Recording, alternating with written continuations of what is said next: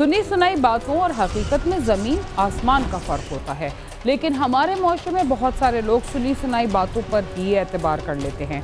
मसलन अगर किसी बीमार शख्स को ये पता चल जाए कि फला जड़ी बूटी उसकी सेहत के लिए अच्छी है, तो वो किसी डॉक्टर या हकीम से मशवरा किए बगैर ही उसे तसलसल से इस्तेमाल करना शुरू कर देगा और अपनी अच्छी भली सेहत को तबाह बर्बाद कर बैठेगा। अताई हकीमों और डॉक्टरों को तो छोड़िए, हमारे देही इलाकों के हर घर में हर उम्र रसीदा शख्स अपने आप को ना सिर्फ तमाम अमराज का माहिर बल्कि अक्लमंदी का समंदर समझता है। ऐसे में अगर किसी को हिस्टेरिया या उससे मिलती जुलती कोई बीमारी लाहक हो जाए तो कहा जाता है कि उस पर परी, जिन या देव का साया है। परी, जिन या देव किसी इंसान के जिस्म में दाखिल होकर उसे मफलूज कर सकते हैं या नहीं, ये तो एक अलग बहस है। मगर असल बात यह है कि ऐसा ना होने की सूरत में भी किसी शख्स को तरह तरह की सजाएं देना, तशद्दुद का शिकार बनाना, भूखा प्यासा रखना या ऐसे आमलीन के पास लेकर जाना जो खुद गुर्बत का शिकार होकर फुटपाथ या किसी झुग्गी में डेरा लगाए बैठे हों, कहाँ का इंसाफ है। सवाल ये पैदा होता है कि जदीद दौर में भी अगर किसी बीमारी का इलाज करवाने के लिए डॉक्टर से रुजू करने के बजाय कोई खुद ही डॉक्टर, हकीम, जिन भूत से जान छुड़ाने या पोशीदा अमराज का माहिर बनकर किसी की जान से खेलने लगे तो मरीज की मौत का जिम्मेदार कौन हो?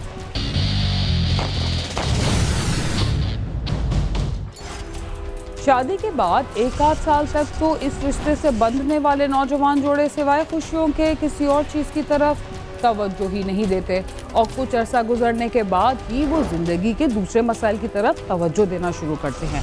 लेकिन कुछ बदनसीब ऐसे भी होते हैं जिन्हें मुश्किल से एक दो हफ्ते या चंद महीने ही इस रिश्ते की हकीकी खुशी हासिल करने का मौका मिलता है। पंजाब की तहसील शकरगढ़ में शादी के चंद माह बाद एक खातून अपने शौहर समेत लापता हो गई। लापता होने वाली खातून के घर वालों ने उसकी गुमशुदगी का मुकदमा दर्ज कराया, लेकिन उसका कुछ पता ना चल सका। 3 माह के बाद उसके शौहर का पता चला और उसकी जुबानी ये भी पता चला कि वो कहाँ है। देखते हैं इन 3 माह के दौरान खातून कहाँ थी।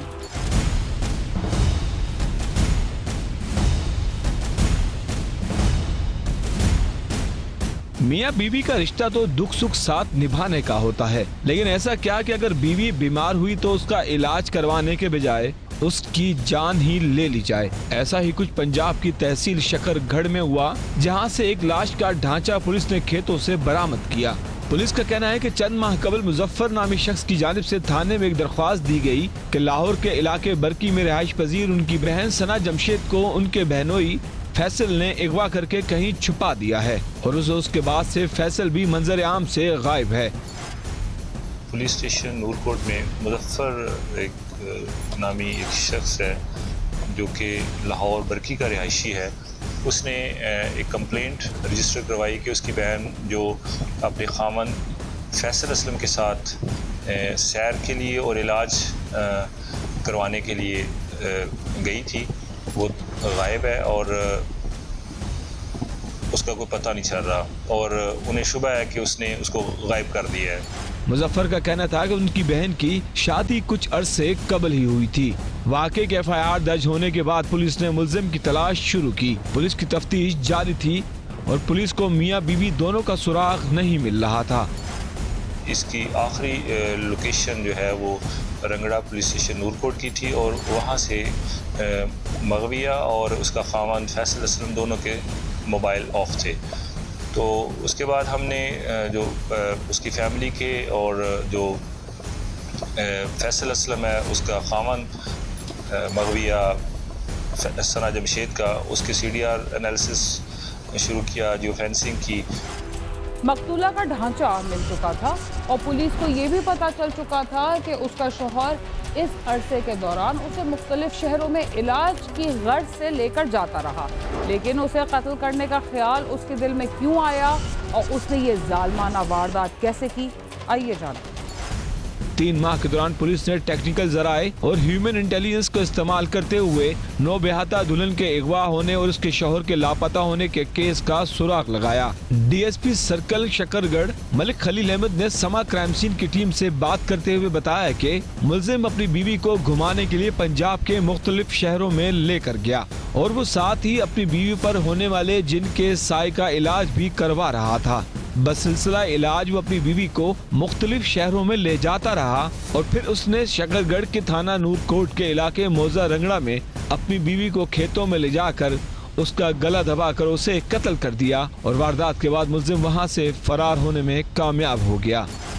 लड़की थी, उसके बारे में जो ससुराल को था कि इसको साया है और खामन भी कभी कभी उसमें ऐसी चीज़ें आ जाती थी कि वो उसको शक होता था कि इसको साया है। वो इस इलाज के बहाने उसको लेके गया था और उसके लिए वो मुख्तलिफ जगहों पे इलाज भी उसका करवाता रहा है, जैसे साहिवाल गया है, फिर उसके बाद इस्लामाबाद गया है, सियालकोट गया है और अल्टीमेटली वो शकरगढ़ आया जहाँ वो उसको दम वगैरह करवाए हैं। लेकिन उसी इशू पे चूँकि वो एक उसे मायूसी हो रही थी अपनी बीवी के इलाज से, तो इस वजह से उसने उसको वो नाहक कत्ल किया है।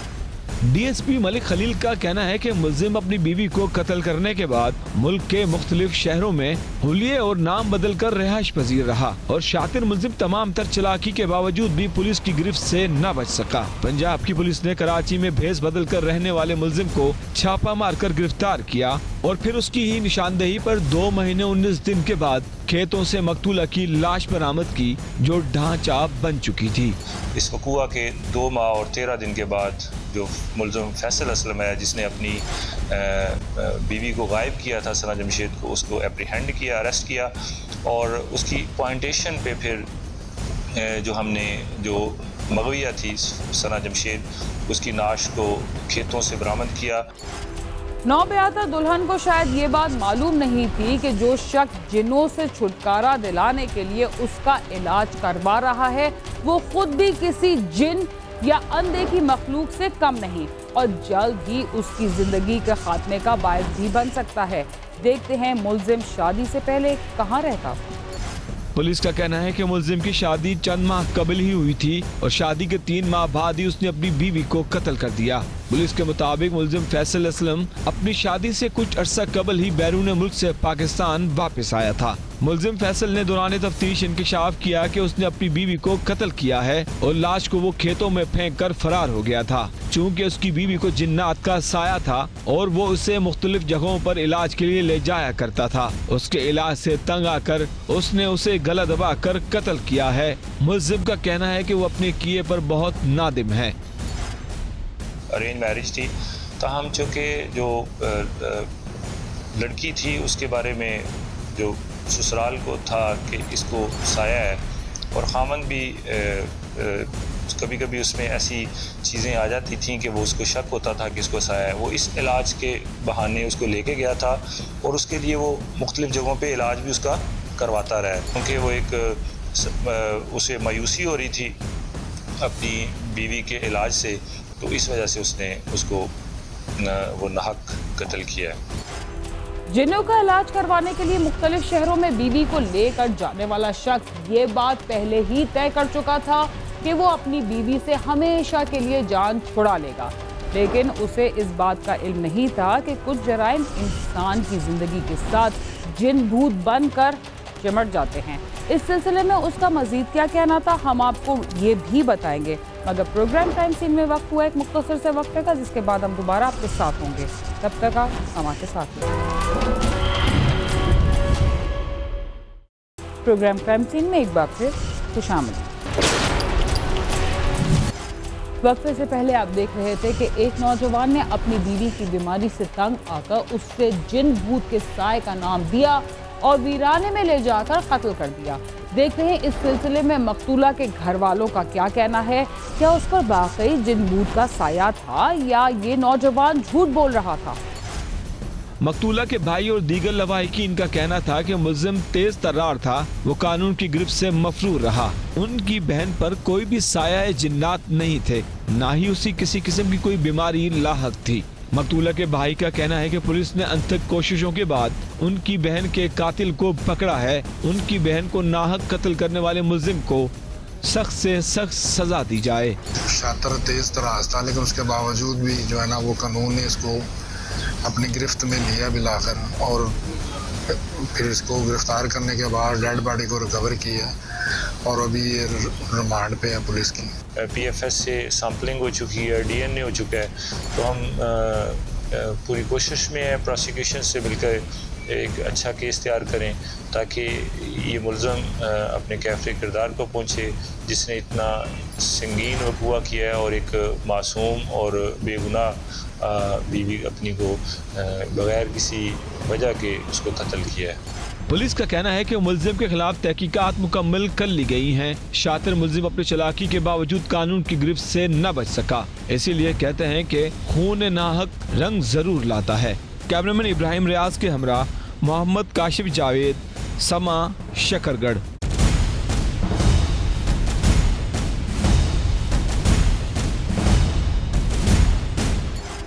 मियाँ बीवी के रिश्ते में कई मोड़ आते हैं, लेकिन वक्त के साथ इससे जुड़े तमाम मसाइल हल होते ही चले जाते हैं। इसके बावजूद कुछ लोग इस रिश्ते को इख्तिलाफात की उस सतह पर ले जाते हैं जहां से वापस आने का कोई रास्ता नहीं बचता। जिस तरह शकरगढ़ में एक जालिम शौहर ने अपनी बीवी को कत्ल करके दफन कर दिया था, उससे मिलता जुलता वाकया कराची में भी पेश आया और यहाँ के इलाके सुरजानी टाउन में 1.5 साल कबल एक खातून ने बेटी के साथ मिलकर अपने शौहर को कत्ल कर दिया था। कत्ल के इल्जाम में मां और बेटी को गिरफ्तार तो किया गया था, लेकिन पुलिस की नाक़िस तफ्तीश की वजह से अब तक मुकदमे का फैसला ना हो सका और मकतूल के अहले खाना इंसाफ के लिए आला अफसरान की मदद मांग रहे हैं।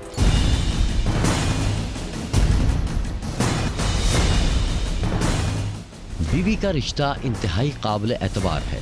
शायद इसीलिए ज़्यादातर मियाँ बीवी तवील ज़िंदगी गुजारने के दौरान एक दूसरे के साथ कोई गिला शिकवा नहीं करते और देखते ही देखते ज़िंदगी गुजर जाती है। लेकिन हर किसी के साथ ऐसा नहीं होता। बाज़ घरों में सिर्फ बीवी ही नहीं बल्कि सगे बहन भाई और बच्चे भी अपने वालिदैन के दुश्मन बन जाते हैं। कराची के इलाके सुरजानी टाउन में इकबाल नामी शख्स अपने बीवी बच्चों के साथ रिहाइश पजीर था। 15 सितंबर की रात तकरीबन 1 बजे उसकी बीवी ने अपने ससुराल में फ़ोन करके बताया कि इकबाल की हालत ठीक नहीं है। जैसे ही रिश्तेदार उसके घर पहुंचे तो वो खून में लथपथ पड़ा था और मकतूल के तमाम रिश्तेदारों ने उस मौके पर खामोशी इख्तियार कर ली थी। मकान number L148 block 7B सजानी town में रिहाइश पजीर मोहम्मद इकबाल, उसके घर में उसकी बीवी मुल्ज़िमा शम्मा और उसकी बेटी अरीबा वहाँ मौजूद थे। वहाँ उनकी डेड बॉडी मिली। मेरे भाई की डेड बॉडी फर्श पे पड़ी हुई मिली। उनसे मैंने कहा कि ये क्या कर दिया आप लोगों ने, और मेरे भाई की फर्श पे जो बॉडी पड़ी हुई थी तकरीबन 2-3 घंटे पहले एक्सपायर हो चुका था वो, और पूरा खून में लथपथ था, जो मुझे कोई चीज़ वाज़ेह नहीं हो रही थी कि क्या हुआ। मकतूल की बीवी ने जाए वक़ुआ पर तमाम रिश्तेदारों के सामने अपने जुर्म का एतराफ़ किया था। इकबाल के भाई ने बताया कि लाश को सर्द खाने में रखवाने के लिए बिलाल कॉलोनी थाने में कुछ कागजात पर दस्तखत किए गए थे और फिर तदफीन कर दी गई थी। मेरी भाभी जो शमा है उसने इकबाल जुर्म उनके सामने किया। उसके भाई हारून ने बड़े ने उनके ऊपर और मेरे बड़े भाई अयूब ने उसके ऊपर हाथ भी उठाए और उन्होंने खुल के सबों के सामने वाजे कर दिया था कि मैंने मारा है, मैंने मार दिया, जो भी करना है जिसको कर लो। फिर उनके भाइयों ने वहाँ से वो डेड बॉडी वगैरह सब उठा के KKF में ले गए। वहाँ से मुझे कॉल की उन्होंने, मैं वहाँ गया। वहाँ से मुझे वो लोग बिलाल थाने लेकर गए। वहाँ पे कोई पेपर वगैरह मुझसे साइन करवाए उन्होंने, और वो साइन करने के बाद वो दूसरे दिन हमने डेड बॉडी जाके तस्वीर कर दी। कत्ल का इल्जाम मकतूल की बीवी और बेटी पर लगा था, जिन्हें गिरफ्तार कर लिया गया था। देखते हैं जब उनसे तफ्तीश की गई तो क्या नताइज सामने आए। क्या उन्हें इस कत्ल की सज़ा मिली या उन्हें रिहा कर दिया गया। क्राइम सीन की टीम ने 1.5 साल कबल होने वाली कत्ल की इस हौलनाक वारदात में गिरफ्तार माँ बेटी का एतराफ़ी बयान अपने प्रोग्राम में नशर किया था। छुरी इस बच्ची ने छीन ली और उन्होंने ऐसे यानी मारने लगी सामने। अब उस पर इनको छुरी भी लगी यहाँ, क्योंकि अंधेरा था रूम में, छुरी लेके आ गए थे अंदर। मम्मा को धमकी देने लगे कि करीब मत आना, ये वो। तो मारी तो मैंने बहुत छुरी मारी थी, छुरियाँ मैंने। मकतूल इकबाल के भाई ने बताया कि 1.5 साल कब्ज़ तदफीन के लिए बिलाल कॉलोनी थाने में लाश की सुपुर्दगीनामा बनाया गया था और जब मामला सोशल मीडिया पर आया तो मुकदमा सुरजानी टाउन थाने में दर्ज हुआ था, जिसकी तफ्तीश में आज तक कोई पेशरफ्त नहीं हो सकी। अब वो मामला ये हुआ कि वो सोशल मीडिया पे चल पड़ा सब कुछ, उसके बाद फिर वो हमने थाने में कंप्लेंट करवाने चाहिए कि भाई ये मामला जैसे हो गई, अभी आप लोग ने इतने कदम उठा लिए, ये कर दिया, भाई को हमारे तदफीन करवा दी, तो कल को हम ये क्या जवाब देंगे कि हमने क्या कर दिया। FIR कटवाई, और वो FIR कटवाने के बाद हमें दूसरे दिन कोई फ़ोन नहीं आया, ना तीसरे दिन ना चौथे दिन, कि कोई इन्वेस्टिगेशन हो रही है क्या है, हमें तो मालूम भी नहीं था इस बारे में, और ना हमें कोई इस बारे में इल्म था कि क्या मामला हो रही है।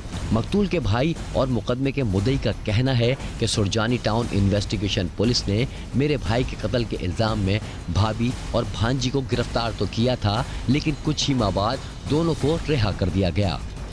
अब वो FIR कटवाने के बाद हमें दूसरे दिन कोई फ़ोन नहीं आया, ना तीसरे दिन ना चौथे दिन, कि कोई इन्वेस्टिगेशन हो रही है क्या है, हमें तो मालूम भी नहीं था इस बारे में, और ना हमें कोई इस बारे में इल्म था कि क्या मामला हो रही है। मकतूल के भाई का कहना है कि सुरजानी टाउन थाने के तफ्तीशी अफसर उन्हें डराते धमकाते रहते हैं। कब्रकुशाई और दीगर कानूनी मामलात में भारी रकम का मुतालबा किया जाता है। मकतूल इकबाल केस के तफ्तीशी अफसर ने मुद्दई को अदालत में पेश होने से मना किया था। 1.5 साल से अब तक केस में कोई पेशरफ्त नहीं हुई। वो सादिक साहब भी मेरे पास उधर आए थे, मैंने उनसे बात की थी, मैंने बोला भाई अब कब्रकुशाई का अगर मामला होता है तो उन्होंने कहा कि वो कब्रकुशाई तो हो जाएगी, 1.5 लाख रुपए खर्चा आएगा। अब मैं गरीब मजदूर आदमी में कहाँ से खर्चा करूँगा इतना। कत्ल की इस वारदात के बाद मकतूल के वर्सा ने उसके ससुराल वालों पर मजीद क्या इल्ज़ाम लगाए, वो जो कुछ कह रहे हैं क्या वो दुरुस्त हैं, आइए जानते हैं। मकतूल की बहन ने आला हुकाम से अपील की है कि उन्हें इंसाफ दिलाया जाए और भाई के कातिलों को मंजर आम पर लाया जाए। जालिमों ने भाई को कत्ल करके उसके मकान पर भी कब्जा कर लिया है। बस ये घर के चक्कर में, पता नहीं घर ऐसे के हमें घर नहीं चाहिए और ऐसे घर के लिए चक्कर में बैठिए।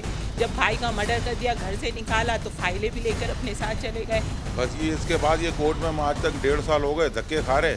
वकील साहब है हमारे, वो केस चला रहे, मॉडल केस कोर्ट में केस चल रहा है, उसके बाद कोई रिजल्ट अभी तक सामने नहीं है, ना भाई की कोई सुनवाई हमारी आई है, ना कोई हमें इंसाफ मिला है। हम अपनी जगह पे रोज़ आ रहे जा रहे, चक्कर लगा रहे। उनकी चंद दिनों में ज़मानत हो गई, वो कोर्ट से बाहर आ गए, अपने घर में है। घर उन्होंने कहा था कि हमें नहीं चाहिए, घर के ताले तोड़ के भी घर में घुस गए। हमने कहा भाई ले लो, क्या कर सकते। मकतूल के वालिद भी गम की तस्वीर बने हुए हैं और अपने बेटे के लिए इंसाफ मिलने का इंतजार कर रहे हैं।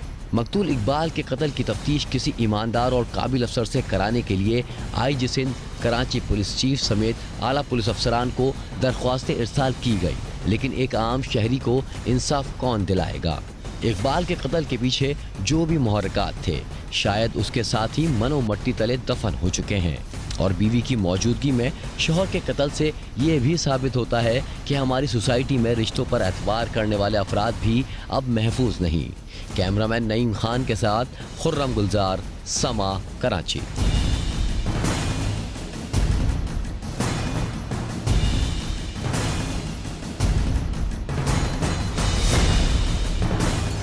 कत्ल की ज्यादातर वारदातें पुलिस की नाक़िस कारकर्दगी की वजह से मुल्जिमान की रिहाई का बाइस बन जाती हैं और गुस्सा को पूरी जिंदगी के लिए रोने पर मजबूर किया जाता है और अपने ही रिश्तेदारों के हाथों कत्ल होने वाले मकतूलीन की तफ्तीश पुलिस के लिए मजीद मुश्किलात का बाइस बनती है।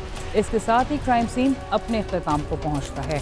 अगर आप हमसे रब्ता करना चाहते हैं तो हमारा पता है cs@sama.tv। इसके अलावा आप ट्विटर, फेसबुक और यूट्यूब पर भी हमसे रब्ता कर सकते हैं और हमारा प्रोग्राम भी देख सकते हैं। बीना खान और क्राइम सीन की टीम को इजाज़त दीजिए और देखते रहिए समा।